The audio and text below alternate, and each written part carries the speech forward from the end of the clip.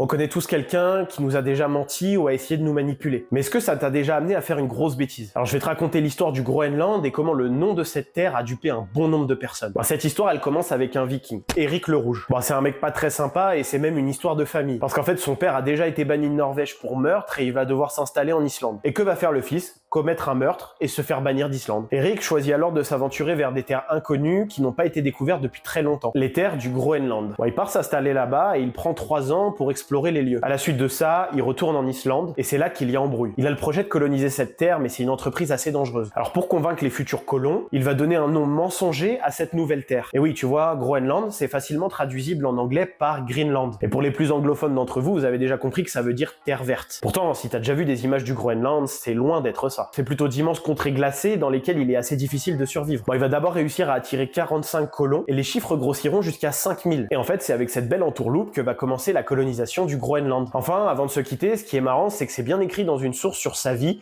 qu'il a menti. Dans la saga d'Éric le Rouge, il est écrit « Éric alla coloniser le pays qu'il avait découvert et qu'il appela Groenland », car il dit que les gens auraient fort envie d'y aller si ce pays portait un beau nom. Bon alors là, tu peux pas me dire que t'as pas appris quelque chose. Si c'est le cas, tu peux t'abonner, commenter, partager la vidéo et même laisser un like. Tchuss!